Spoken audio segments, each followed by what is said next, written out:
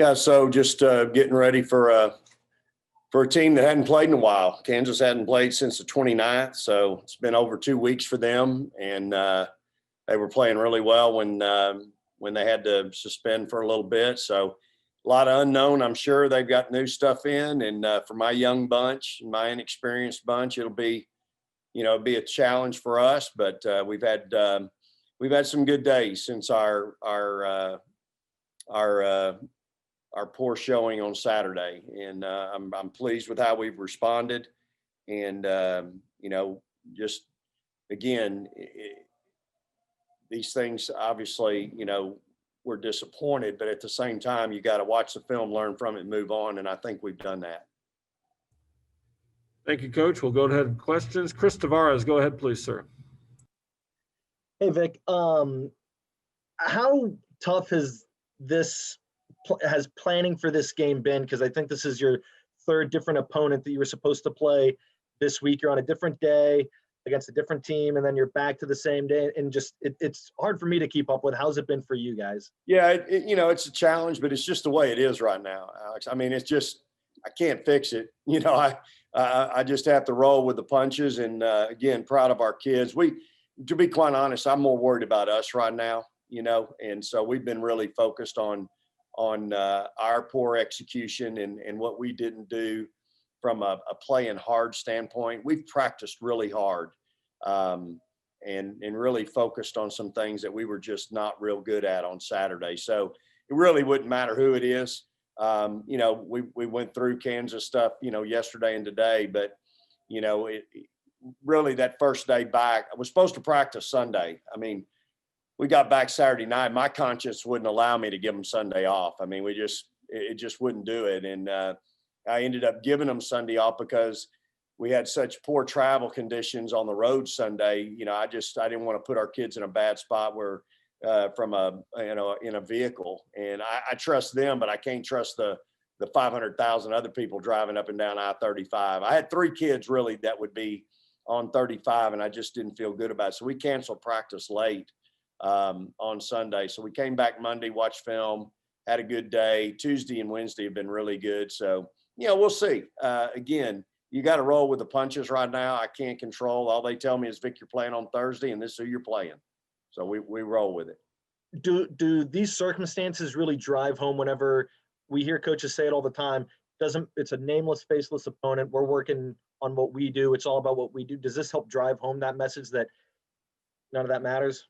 Yeah, for sure. And again, I'm real big on opponents and scouting opponents, knowing what they want to do and how they want to do it. But at the same time, I thought this week for us, after what happened Saturday, we had to get back to being Texas.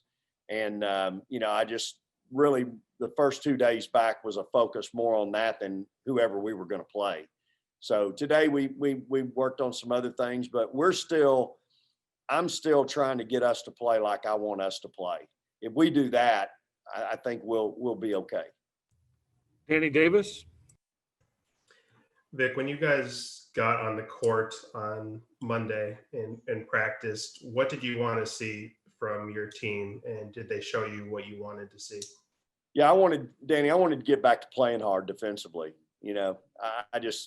I wanted to see us compete. I didn't think we were competitive on Saturday for whatever reason. Charlie getting in foul trouble probably didn't help the psyche of our team. At the same time, you still got to play and get through it. Again, my fault. I'll take full responsibility for that. But nonetheless, that's not what beat us. I mean, we got our butt handed to us by 34. So it is what it is, but I just didn't think we competed. So that's what I wanted to see Monday and Tuesday really was that competitive spirit back. Danny, we've had that all year, and that shows up on the defensive end in my mind, rebounding. That's all toughness. And I just didn't think we had any toughness. And you start talking to a couple of our kids about not having any toughness. Now they take that personally, and that's what you want. So that was kind of my focus. I'm sure you encountered this time. I mean, you had it a little bit on Saturday with Jayla being on West Virginia's team now. Is there an advantage? Kansas has an assistant now who was working with Charlie last year. Is there an advantage to them knowing Charlie as well as they probably do now, or is that overstated since she's been in this league for 3 years and probably everyone kind of has a scouting report on her by now? Yeah, I mean, I think everybody's, got a scouting report on her and focused on her. And I think our team has adapted to that, and Charlie's adapted to it. She's really handled the double teams and all that. It's going to help us having, Lauren available now where I can really kind of use Charlie in some different ways. Now, we're not anywhere close to where we will be with that tandem, but nonetheless, I do think that's going to be a benefit for us. So, whether you've coached her before or you've been in the league, I think everybody has a good feel. To answer the first question, I haven't had that many kids in my career that have transferred, Danny. I haven't lost that many kids. The secret to our success has always been we recruit to a fit, we retain our student athletes, and we develop them. And so, Jayla being there, I mean, I'm not sure. He's got a tough, physical, aggressive basketball team. That was the biggest hurdle for me going into Saturday, and it was the biggest hurdle during the game.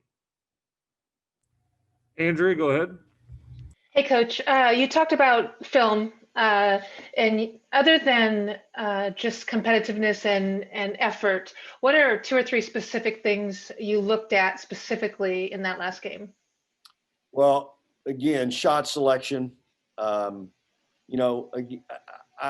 In talking with my staff on Monday in our staff meeting, I think we're still trying to find an identity, both ends, offense and defense. Defense, so your identity should always be, I'm going to play hard with relentless effort. That's just who we are.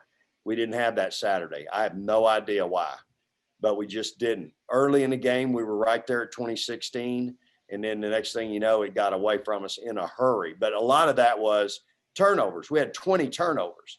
So it's not okay to turn the ball over. That's my first message to my guards. Y'all got to stop turning the ball over, number one. Number two, transition defense. We gave up 24 fast break points. That's been a focal point for the last 3 days, but y'all, that's been a focal point for the last month. This isn't something that just happened. They just exposed us in a real bad way. And so I know Deanna took my point guard yesterday and said, look, it ain't rocket science. You guys have got to get back. I don't care what we're running. I don't care where you are on the floor. When that shot goes up, you're sprinting to half court. So, stop turning the ball over, transition defense. And then for us, we need to be better, to me, in transition offense. And we're just, so we've done some up and down stuff for 3 days in those regards. So those were some things that I felt like we needed to get addressed. Again, are we fixed? I don't know. I don't think we're probably fixed. I think we're better today than we have been. But those were things that, to me, were glaring: competitive spirit, turnovers, transition defense. I think one of the things that was surprising to me is even though Charlie had 3 fouls and she went out, you can see where the second quarter might not go as well. But at halftime, I was surprised when Charlie got back in at how the team responded in the third quarter. Did you guys talk about that at all in the locker room? And what do the players have to say about that? And what do you say about that? Yeah, I mean, I told them at halftime, I've come back from a 17-point halftime deficit at Iowa State about 4 years ago when they had the nation's longest home court winning streak at 96. We ended it. And we were down 17 at half and played absolutely miserably. But that team came out and responded. The team on Saturday, Andrea, didn't respond. That's what was disappointing to me is we went out and got beat 28-9 in the third quarter. And so, again, turnovers, shot selection, and then our inability to rebound the ball in the first half. Second half wasn't as glaring. We gave up 12 offensive boards in the first half. That's why I left Charlie in, because I was afraid what would happen happened. When I took her out, we had Deanna and Gaston, and that was it. And so to rebound. So those were things that, at halftime we talked about. The kids, the film doesn't lie. They don't have an answer other than, Coach, we didn't play well. And I give them a sheet. Y'all should know after every game, they get a sheet, pros and cons of team, pros and cons of individual play. And on most sheets, it said, we've got to do better. Not get better. We got to do better. And that's why my conscience, as much as I didn't want to practice on Sunday, I don't like playing on Sundays. Y'all have heard me talk about that. My conscience wouldn't let me get off that plane and let them have a day, and any of us have a day off. I didn't deserve a day off. We need to get back in the gym and go to work. And so that's where I was with my mindset, and I wanted them to know that. Jake Garcia. Vic, you mentioned maybe all athletes not responding well or taking it personally when their toughness gets called into question. Can you take us through just the response you've seen in these past few days of practice and how maybe they can use that as a positive and show that their toughness shouldn't be called into question anymore? Yeah, so again, I've been real pleased with just our energy level and our intensity, and it starts on the defensive end. I think Charlie the last 2 days has had really good days. I think when she has really good days, and then you can throw in a Celeste that's having a good day, and then their chemistry together is good, I think that permeates through our team. Charisma is a really intelligent kid. She's smart. She sees the floor. She provides a different, a different, not just mentality, but just add something to your team that, and so it helps when she's locked in. Again, maybe not what her shortcomings are, or maybe she doesn't do this as well, but really accentuates what she does do well, which is she's probably my best passer, my best 3-point shooter. She's my best help defender. And so, I think all those kids realize, and they've responded, especially the last 2 days. Look, again, it changes hard, and this is a real challenge. You just have to understand the mental strain that our kids are under, and it is what it is. I'm proud of them for where we've gotten to this day. I had no idea Saturday would happen. I didn't think this team would respond like that. But again, everybody's fine. Y'all have heard this. Everybody's good till you tip it up and somebody gets punched. Then how do you respond? And we just didn't respond. Again, I think Charlie going out with foul trouble really impacted the psyche of my team, and I wear that responsibility. I was trying to teach her and see if we could get through her with that. We didn't that day, but it doesn't mean we won't try it again. But I probably won't put her in I'll probably take her out with 2 minutes to go in the first quarter when she does have to. Maybe sit her that 2 minutes and maybe go 2 minutes, 3 minutes, 4 minutes into the second quarter before I put her back. But again, we got crushed as soon as I took her out. We got crushed on the boards. So at the end of the day, y'all, hopefully we've learned from it, we've flushed it, and we've moved on. That's what I'm hoping we're gonna get from this. Couple follow-ups. Danny Davis, go ahead. Vic, you said Lauren is available. What is the situation with Audrey? Yeah, she's available. She's good to go, cleared, and she'll play tomorrow night. And a follow-up on Audrey, does she have to change the way she plays, as physical as she plays, and doesn't seem like there's a charge she isn't willing to take? In order to stay healthy with you guys being low on bodies, does she have to change that, or are you guys just willing to go let her do what she does? Danny, the answer to that is basketball is a physical game. And she's one of my smartest, toughest, hard-nosed kid, and that's what makes her who she is. And so, I don't think you can change the game, and I don't think you can change the player. I think that's what makes her the effective player she is, if that makes sense. So, she continues to be monitored by our medical staff, and, she'll play whenever she gets cleared. Chris Tavares.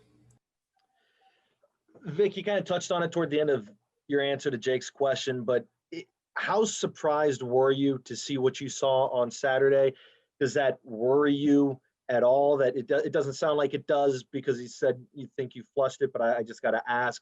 And then also personally, how are you processing that loss? Because I don't know if you've had that many kind of games as head coach in your career.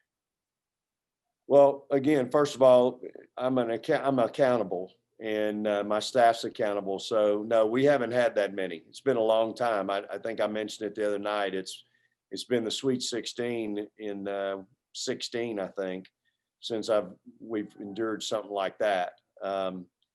You know, it's concerning. I won't lie. It'll always be in the back of my head. I'll always coach against the ghost, as I say, and make sure that's my job to make sure that doesn't happen again. So I'll always be concerned about it and worried about it. Again, we've been together 4 months, me and this team, September, October, November, December. We're into January now. So, you know, we're still learning each other. I'm learning a little bit about them. They're learning a little about me. And I think that's every day. So, but, you know, and then the processing for me is, again, I hate losing. Like, I hate losing more than I like winning. You've heard that from some people, and that's me. So I felt, you know, incredibly, again, I'm responsible, and I wear that. There's not been too many Sunday evenings that I've been at home coming off of a loss, and usually I've had to play on Sundays. And in fact, I told my wife Sunday evening, I said, you know, I've not been too many times I've sat in a den on a Sunday evening, either after a game on a Sunday or a game on a Saturday, and had to deal with getting through the day and not practicing after a loss. So it's not something I enjoy. It's not something that, you know, I like, and, you know, I'm accountable. It's not why we're here in Texas. And that's not a representation of what Texas women's basketball is. And that's what you try to convey to these kids. When you wear something and it's got Texas on it, they're coming for you. I mean, that's it. It don't matter if you're ranked 17th in the country or 117th. Everybody and their mother wants to beat Texas. Everybody and their dog wants to beat Texas. And you got to wear that. We all signed up for it. I did. Our players did when they came here. And so you got to wear that. And you think you got to know that people are coming. Chris, last one. I'm all set. Coach, thank you. Thank Hey, you, Vic. let me close with this, y'all. At the end of the day, I'm coaching one of the best players in the country in Charlie. I've got two guards that really fit what I like to do in Celeste and Joe. I've got, 2 point guards that are really different kind of point guards. And that's what I like. I like two different, one does one thing really well, one does something else really well. And that's a great balance. And I could fill in the blank with a bunch of other players. I mean, Charisma is really versatile, can play the 3 and the 4. I get Lauren now finally. I mean, I can go down the list of everybody, but at the end of the day, that's, I think we're going to be okay. It's just the whole where we are right now of only have been together a certain amount of time and again, dealing with, I mean, you guys, if y'all could come to my practices every day, it is somebody literally every day that's out of practice. I've had 2 more this week. They're in, they're out. They're in, they're out. It is like that every week, y'all.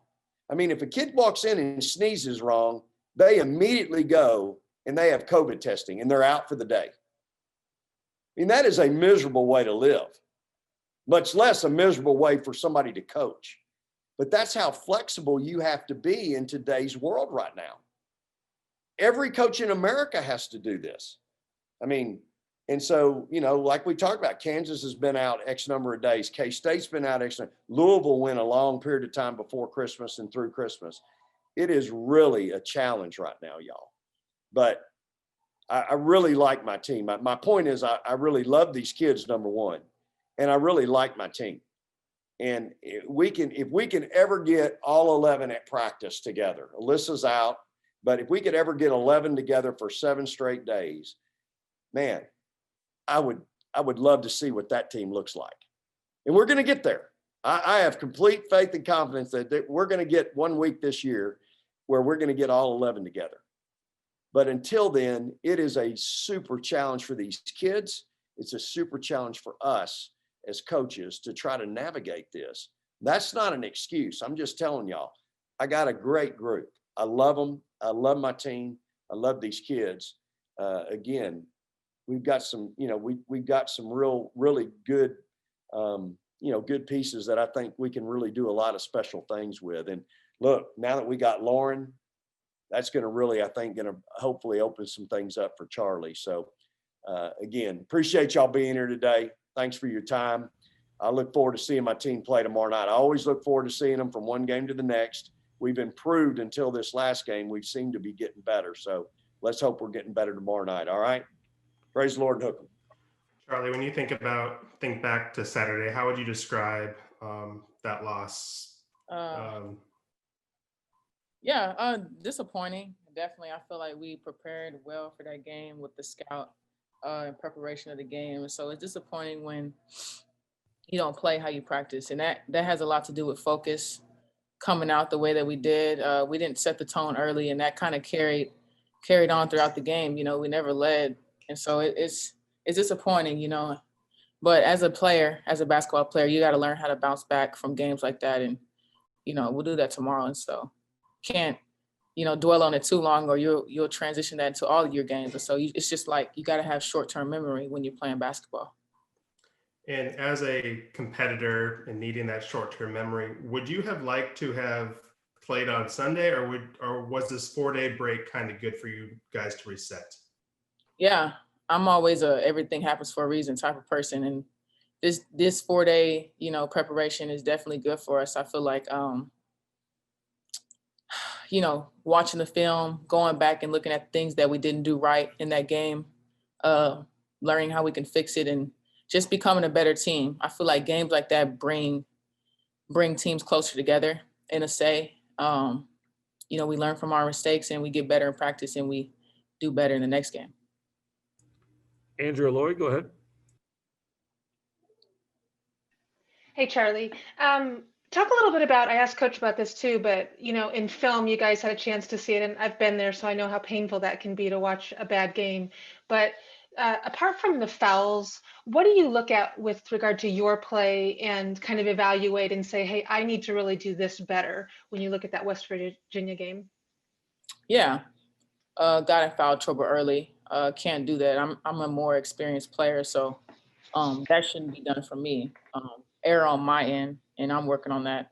I'll do better the next game, so I'm not really worried about that. But it's just the fact that as a team together, we can't make mistakes like that because we work on that in practice and we focus so much on doing things correctly. And so when, like I said earlier, when you don't get things done and you work on it and you keep working on it, it doesn't happen for you. It's frustrating. And so me personally, I'll do better because I know the type of player that I am. I don't let things get to me. I'm not going to let it carry on to the next game. I'll learn from my mistakes, watch the film, look at the things that I did wrong and be better because that's what I do. And then on a positive note, did you get a chance to see the men's game in person, or did you guys watch it on TV, and how was that? Yeah, we watched it on TV. Really exciting. We were in a hotel. Drew shot that buzzer beater. It was exciting. I'm happy for our men. They're playing really well right now. Number 4 in the country. So they're doing good. Chris Tavares. Hey, Charlie, completely putting Saturday behind and not even thinking about that. Just looking to Thursday, how hard has this week been this is your third different opponent you were supposed to play midweek. It's the second different day. Just this week, the schedule for you this week seems like a classic encapsulation of what playing basketball during this pandemic has been like. How hard has it been to just try and lock in on one opponent and one day that you're going to be playing? Yeah, it's definitely crazy. I feel like with COVID and stuff like that, you got to adjust on the fly. You never know who we're going to. I thought we were playing TCU tomorrow. I didn't even know we were playing Kansas until we got off the plane and, and they were like, okay, yeah, we're going to play Kansas. And so it's just learning. This whole year has been crazy, but I feel like it's a learning experience for everybody. And it's teaching teams how to just be ready, for whenever it happens. And so this game tomorrow is just really going to show how strong we can be. Are we going to fold because we had a bad game? Are we going to let it snowball into something just bad, because it can go bad from here or we can go really good. And so as a team, we have to learn how to adjust on the fly. And so this is what this year is about. And as a team, I feel like we're going to get better out of this adversity. We always hear coaches talking about how it's a nameless, faceless opponent. We don't care who we're playing. It's about us. Mm-hmm. In this instance, with you thought you were going to be playing TCU when you got off the plane after West Virginia, and it turns out it's Kansas. Is this a perfect example of we can't worry about who we're playing? We just got to focus on ourselves. Does this help you really learn that lesson? Perfect example. I mean, it never should be out, who you're playing. Coach always stresses, if we do our job, that'll take care of everything else. We might go through all their plays in the scout, and, when we're practicing about what they're going to do. But if we don't take care of what we do, we can't get it done anyway, So it has a lot to do with your mind and how your preparation for the game. Like you said, you never know who you're going to play. We're in a pandemic, any team can fill a spot for anybody at any point in time. So you just got to be ready as a team, no matter who you're playing. Jake Garcia. Charlie, slightly off topic here, but can you tell us a little bit about your basketball show, Center Court, how long you've been doing it and the inspiration behind it? Yeah, Center Court has been a month or two. It's pretty new. I'll have like different basketball stars come on my show. First, it was Jada Williams, high school basketball player. I had Miles Turner, Texas X, and I had Kevin Durant last week on my show. And so it's just really fun. It's something I like to do. I like to talk in front of the camera. I want to be a sports broadcaster for ESPN when I get older and I'm done with basketball. After I'm done with basketball. And so it's just giving me, that experience, and I like doing it. And a lot of NBA stars and WNBA stars have been telling me, hey, this is great. Like, I love to come on your show. I'll have somebody on next week or two. I can't tell you. It's going to be exciting though. I really enjoy doing stuff like that. I feel like people like that. Texas fans loved KD. So what did you take specifically away from your conversation with KD? Yeah, no, he was really, giving me some good advice. We talk here and there. I have his number. He'll give me advice. He'll tell me, hey, you need to do this, that game. Like, hey, what did you do here? You need to fix this. Like, he'll give me advice. And so he's like a mentor to me. And so he was just, giving me life advice as well. He was on the podcast. If you watched it, he was telling, giving good advice to the girls and boys that watch him play. So it's just more like a talking basketball, talking sports, and just, locker room talk. Danny Davis, follow up. So Charlie, I guess since you're one of us now, what would you ask? What would you ask Vic if you were sitting in one of these press conferences? What's a question to ask your coach? It's so hard. What would I ask him? Yeah, sure. Like what? Put yourself in our shoes. What will be your first question to him? Okay. Coach Schaefer. So you got Kansas coming up tomorrow. What separates you from Kansas, and how can you take last game's struggles and make them a success in tomorrow's game? I feel like that's good. What you think? I'm kind of worried about my job right now. I'm going to be honest. When you guys do take the court on tomorrow, what is one thing you want to see from your team, especially early on in that second quarter? We got to come out angry. I hate to say it, but I never like to be mad. I like to smile, but we got to be mad. We just got whooped by like 40. And so that should make anybody angry. And so we got to come out with a spark. We got to come out and really just play like dogs. And that's what it has to be in this game. We got to play like dogs tomorrow.